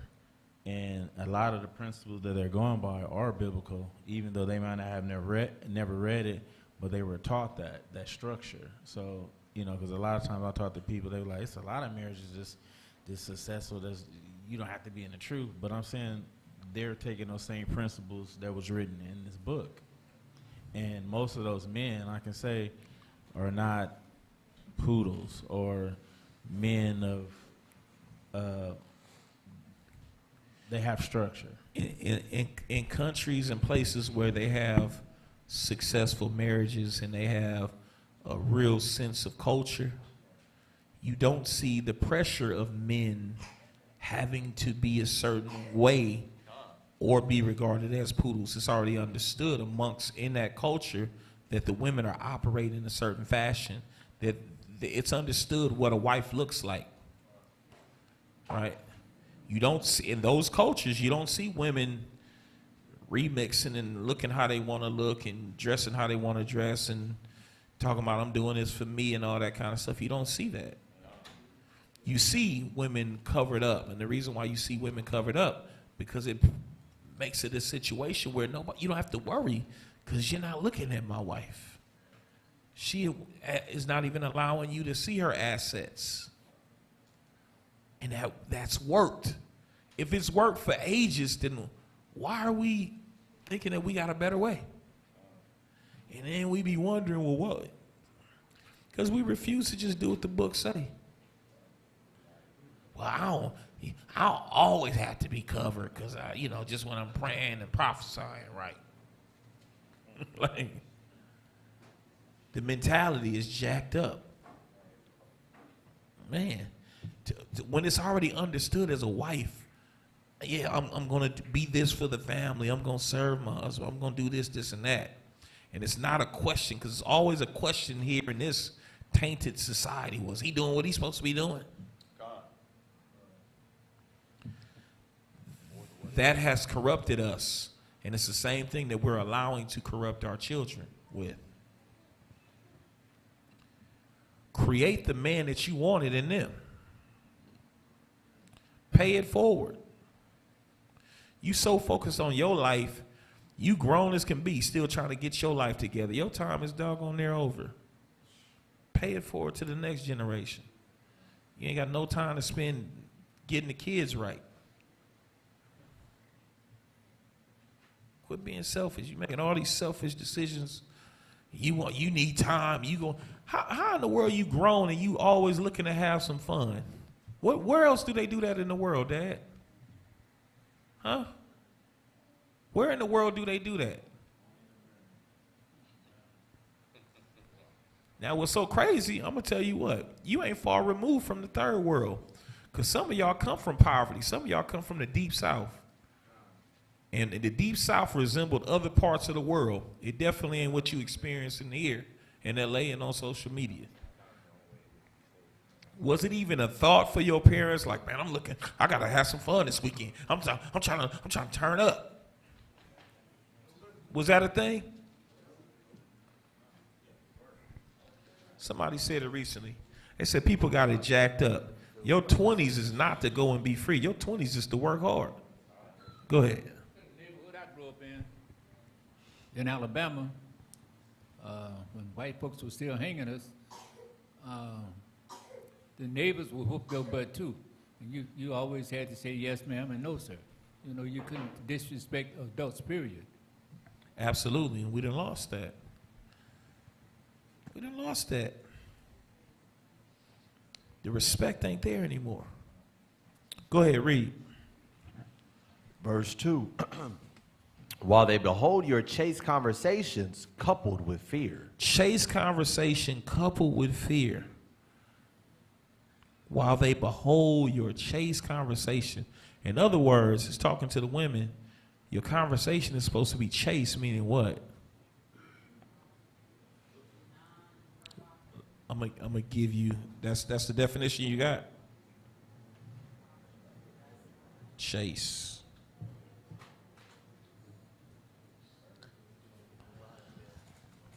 abstaining from extramarital or from all sexual intercourse, not having any sexual nature or intention, without unnecessary orientation, simple or restrained. Go ahead. Of conduct or speech or etc. Pure, decent, modest. And you know what? So many, I'm grown. We talk about grown stuff. You talk about messy stuff. Certain things, it's just not profitable for you to be talking about. Certain conversations shouldn't be had. If you're in a situation where you always constantly telling your kids to get about and you ain't talking about the right stuff. Every time you look up, you telling your kids to get up out the room. You ain't watching the right stuff. You ain't talking the right. Because you ought to be spending most of your time actually trying to build them up and navigate and show them and guide them. And you missing the opportunity. And you send them to the wolves. Get out of my face so you can go and you can go ahead and be willful and find what. Because see, here's the thing. It's not like back in the days when we watched television. How was it when you grew up and you had to watch television? Some of y'all my age and older. I was born in a time where we didn't have cable yet. Cable came out when I was like, probably like 10 or 11. We was stuck to TV. Everybody had to watch the same TV.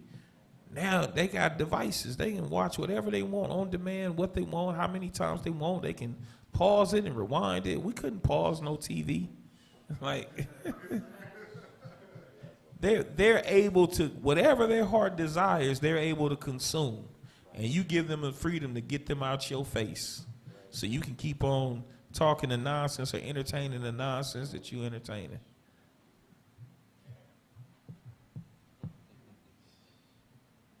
I know it hurt. I'm just telling you the truth. Go ahead. While they behold your chaste conversation coupled with fear. Coupled with fear. Not only you have a chaste conversation, but it's coupled with fear. Fear what? Fear of the Most High. And everything that you say, I can tell that you fear the Most High. You refuse to be out of bounds in your conversation. You refuse to be out of pocket. You refuse to respond in a way that's not representative of what the scriptures say that you should be representing. Go ahead. Whose adorning let it not be that, Salakia, whose adorning let it not be that outward adorning of plaiting You the so hair. worried about what you look like on the outside, what you wearing, your makeup, your earrings, but your spirit ugly as heck. Your attitude ugly, but you be looking good for the gram.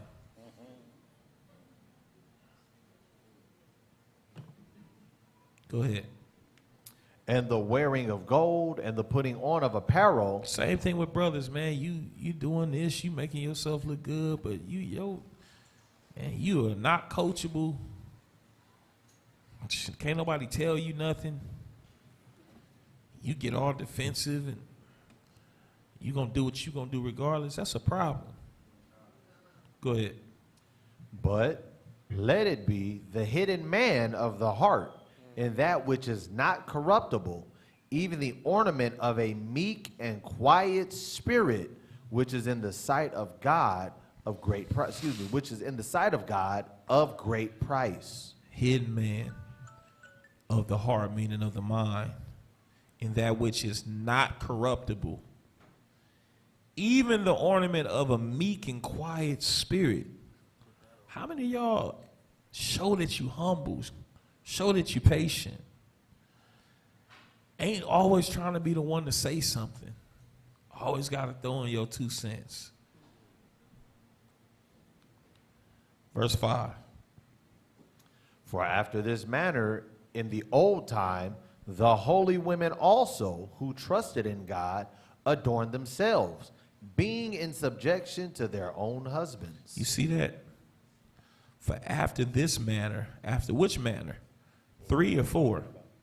After verse 3 or after verse 4? Verse 4.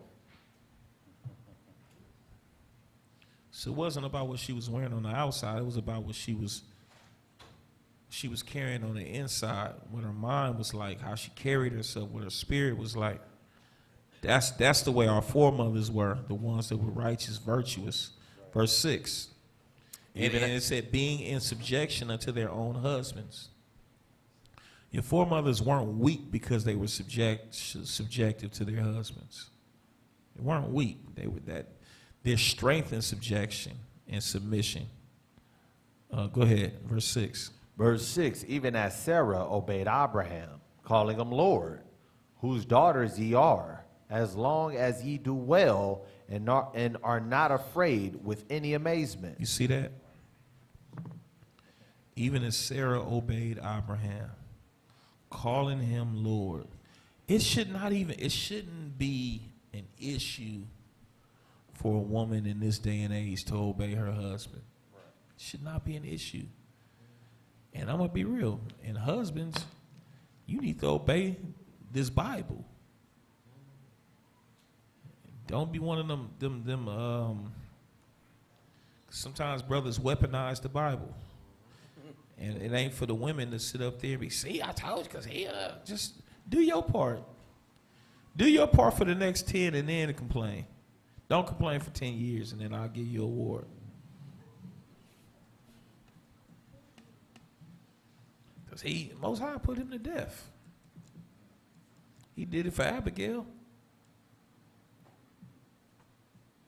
Trust me. Most High, you a righteous woman. You sit up here, well, what am I supposed to do? It's all about you. That's the problem. You always complaining about you. Well, what am I? That just feels like it's just unfair, and I'm giving the best years of my life. It's a decision that you made. Live with it. You made that decision.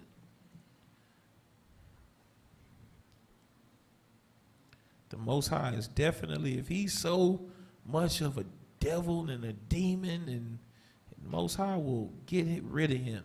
Trust me. And don't trip, women, because sometimes y'all be thinking the brothers got to put up with your stuff. Most High can get rid of you too. Some of y'all will take it, well, I just fell off. I tried. I gave it my best. And you think you're going to get an easy send-off. I just went back into the world. Most High he got death for you, some of y'all too. Don't think he just killed men. I don't care how pretty you are. The Most High will put you to death. I don't know why so many people play with the God of Abraham, Isaac, and Jacob. Everything that we read about the God of this book, and so many people play with him. I don't understand it. I don't get it. You lack fear. Oh, I get it. Because you didn't learn it from, where Bayana is? She in here now?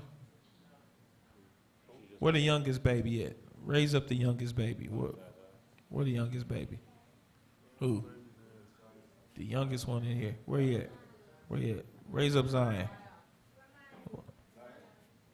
Raise him up here, Zion to do. Because you didn't start teaching them from before that age. That's the problem. That's the problem. How in the world you think a person all of a sudden, they almost grown, now I'm going to teach you.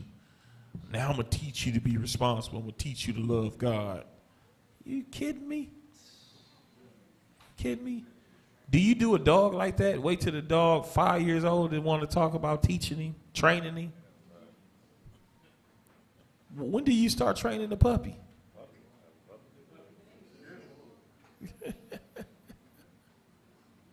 Daggone there, as soon as they wean, you already trying to give them commands. You teaching them. If you don't teach that puppy, especially if you got him somewhere in your house, he'll tear everything up. Boo-booing and peeing all over the place. You got to teach them from a very early age. I don't know what is this new train of thought, this new mindset about these children. Oh, they're not old enough to obey. What? You kidding me? They're not old enough.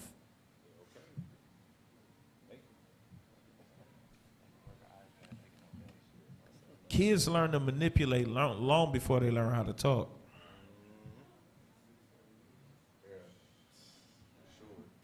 They learn how to manipulate long before they learn how to walk.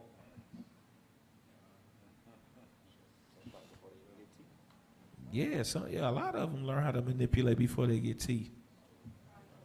Oh, if I cry, they'll come? Yeah, if I cry, they'll pick me up. Yeah.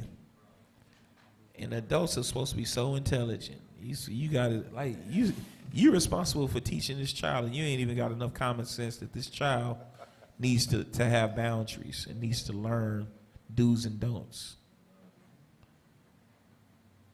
And they're in the care of an adult that doesn't know how important it is to start at a very early age to begin to mold them. And these are the people that you're marrying. Then you be vexed about your kid and wonder why. Go ahead and read. Verse 7, likewise, ye husbands, dwell with them according to knowledge, giving honor unto the wife as unto the weaker vessel, and as being heirs together So of the hold on. grace When it of says, life, dwell with them, ye husbands. Dwell with them. What? according to knowledge. According to what knowledge? If she don't have the knowledge of the commandments and the knowledge of her forefathers and parents, then why are you messing with her? If he, like, come on. Don't make sense. I'm seeing all of these podcasts. They talk about a high value man. You be eating it up. High value man. What about a righteous man? Woman, how many bodies she got? What kind of spirit she got? Not how many bodies she got, but how many spirits have she entertained? She became a Buddhist dealing with this one. She was a Muslim dealing with this one. And that's what you marrying? Come on. You need to figure it out. For the sake of time, because I don't have much more, we're going to drop that. Go real quick. Go to 1 Corinthians. 1 Corinthians chapter 7.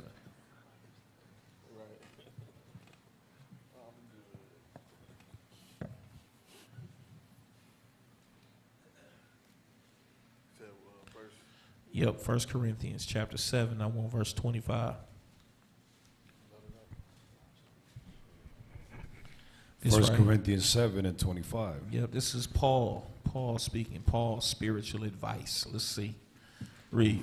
Now concerning virgins, I have no commandment of the Lord. Yet I give my judgment as one that hath obtained mercy of the Lord to be faithful. Now he's letting you know. According to my experience and a little bit of wisdom, this ain't necessarily, because see, this is the people, like, this is what Israel got to hear sometime, because Israel, this is the loophole. Well, I ain't sinning. Technically, I ain't sinning. It's not always about whether or not it's a sin or not. But you got to take into account wisdom. Is this the wise thing to do? And I got to count the costs. What is this going to cost me? If I decide to make this decision, then what is it going to cost? So let's go ahead and read that. I suppose, therefore, that this is good for the present distress. I say that it is good for a man so to be. I suppose, therefore, that this is good for the present distress. For the present distress, meaning what? What they were enduring at that time, what was going on that time with Israel, right? So it depends on when you read in these scriptures. You read like in the Old Testament in certain situations where we were in our kingdom and we didn't have illegal policing and occupation in our land, then things were different. Sitting up here and, you know, having a wife, having wives, things were different. Now he's saying, look, because of what we're dealing with, And what we fighting against, he said, this is going to be my recommendation if you're in a similar situation like us, like me. Verse 27. Art thou bound unto a wife? Seek not to be loosed. Are you bound unto a wife? Meaning, are you kind of stuck in the marriage? Then don't try to get out. Go ahead. Art thou loose from a wife? Did you have a situation somehow, some way where now you ain't married no more? You a widow or you a widower? Seek not a wife. Then it ain't smart for you to go and try to jump back into a relationship for the sake of having a companion. A lot of people make that mistake.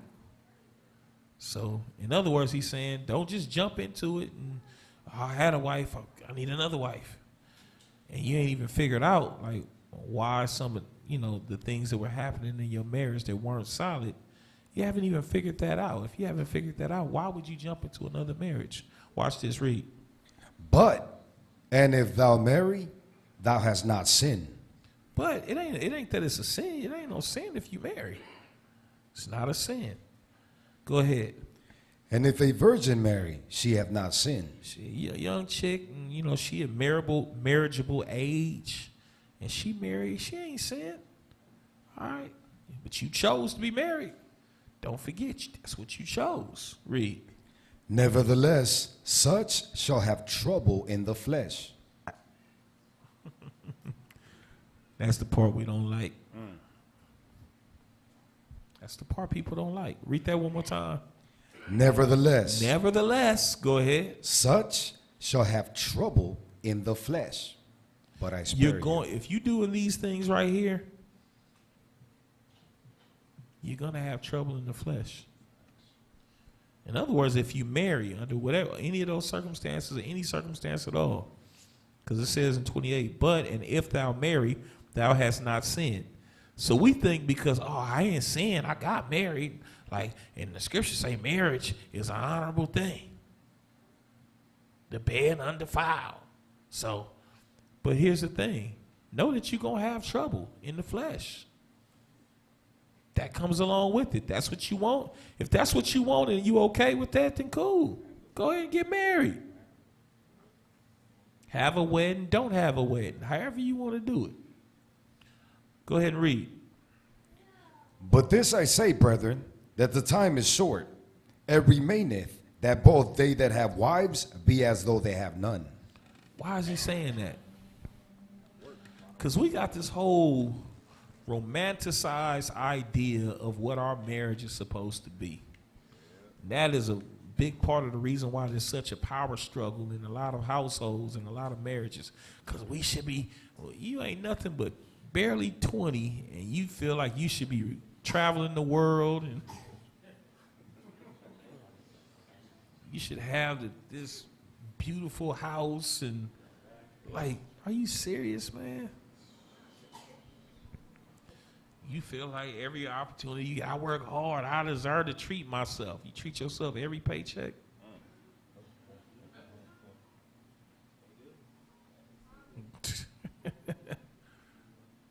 That's the problem. Go ahead. And they that weep as though they wept not, and they that rejoice as though they rejoice not, and they that buy as though they possess not. So what is the scriptures trying to say? Watch this, verse 31. And they that use this world as not abusing it, for the fashion of this world passeth away. So what is the Bible trying to say? Because it went into it. And they that wept as though they wept not, and they that rejoice as though they rejoice not, and they that buy as though they possess not, and they that use this world as not abusing it, for the fashion of this world passeth away. Meaning what? All this stuff that you want, that you say you trying to build, and before you know it, it's going to belong to somebody else, or it's going to be gone, or people going to forget your memory. You're going to be gone. How many people have you had die in your lifetime, and have you not moved on? And when you die, they're going to move on from you. So you doing all of this for what? Prioritize. Think about that. Prioritize. Think about it. The Bible is telling you, look, you putting a little bit too much emphasis on all of the things that you focused on in this world. Verse 32. But I would have you without carefulness. He that is unmarried careth for the things that belong to the Lord, how he may please the Lord. But He that is unmarried, you get to really just focus in on the Most High and on the Spirit, and that's what you get to focus on when you're not married. You get to, when you married, you still got to focus on that to some degree, but you got a spouse. And there are things that you have to keep in mind in regards to that spouse. Go ahead. But he that is married careth for the things that are of the world, how he may please his wife. As a man, as much as I done heard she got to listen to me, blah, blah, blah, you still got a deal.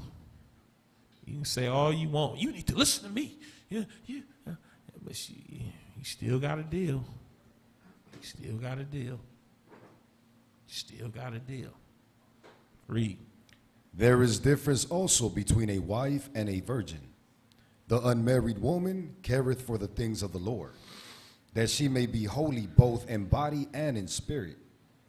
But she that is married careth for the things of the world, how she may please her husband.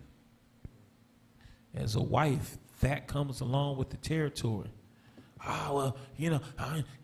The fact that you're fighting against the actual reasoning of why a wife is a wife.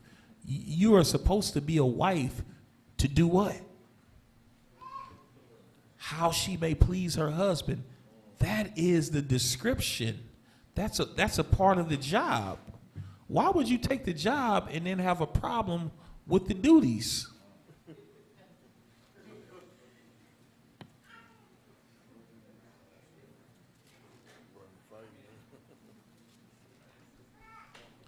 Read. And this I speak for your own profit, not that I may cast a snare upon you, but for that which is comely, and that ye may attend upon the Lord without distraction. He said, if you want to attend upon the Lord without distraction, listen up. Go ahead.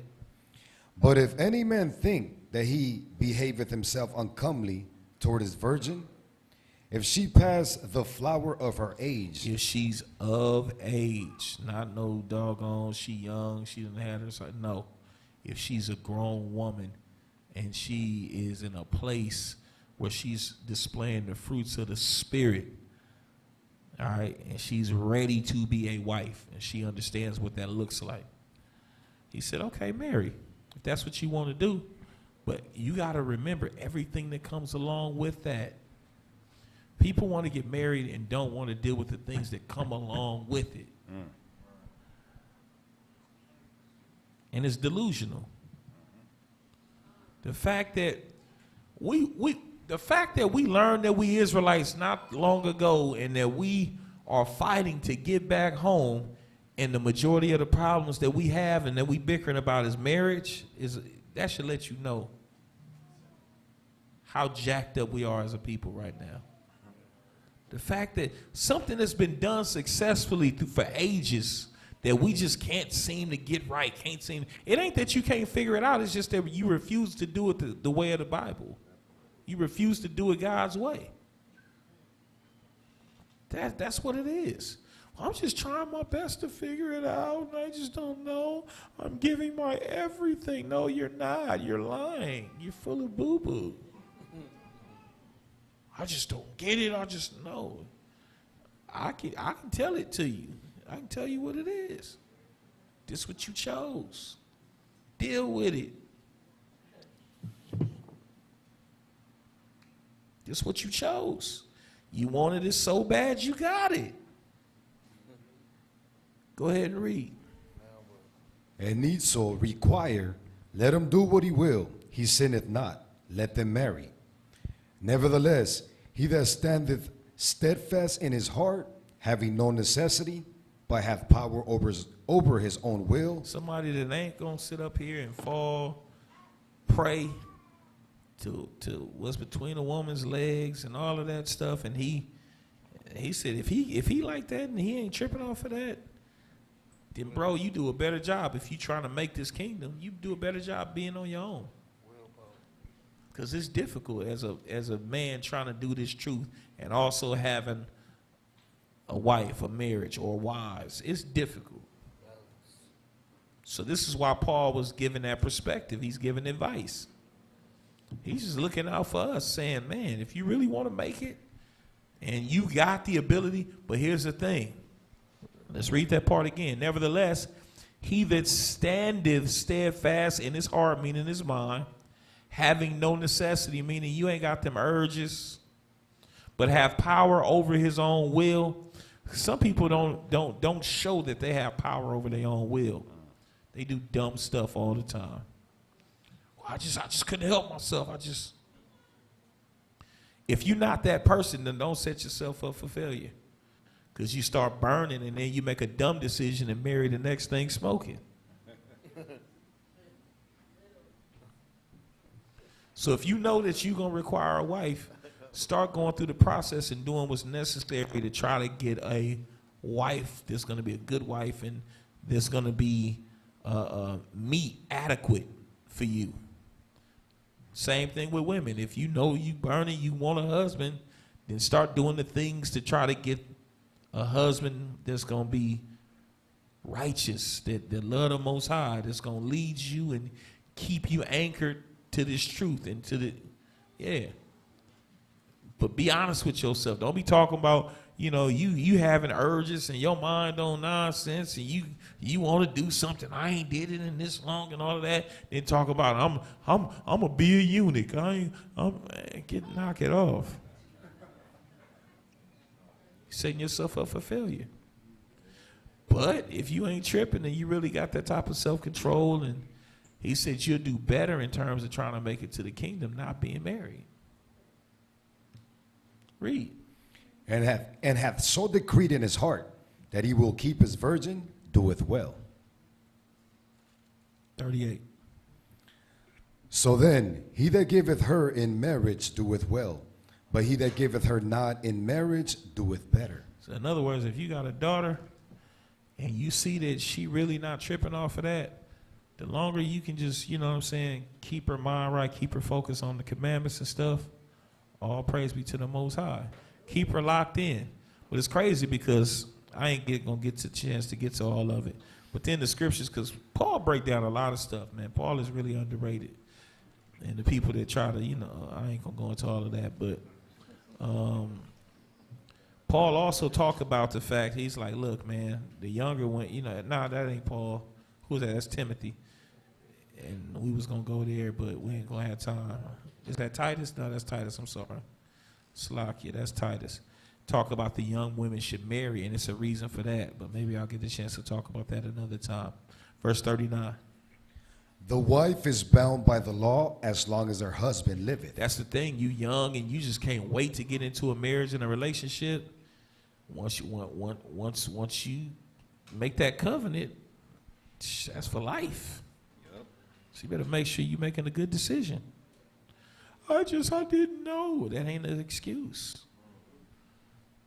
Somebody should have told you. Go ahead and read. But if her husband is dead, she is at liberty to be married to whom she will, only in the Lord. Only in the Lord, meaning what? Don't be going out there trying to marry somebody thinking you're going to remix it. I'm going to go outside of the truth, and then I'm going to convert him. I'm going to bring him in. Right. Don't be a big dummy. Don't do that. Don't do that. Don't do that. You're going to have more problems. Verse 40. But she is happier if she so abide after my judgment. And I think also that I have the Spirit of the Most High. He says she is happier if she so abide after my judgment. We would be happier if we follow what the scripture said. So you want to know about building a righteous marriage?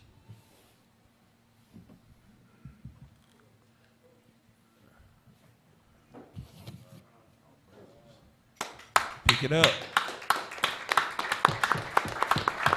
All praise be to the Heavenly Father. I want to say, man, welcome again to the visitors, each and every one of y'all. It's a pleasure to have y'all in the building.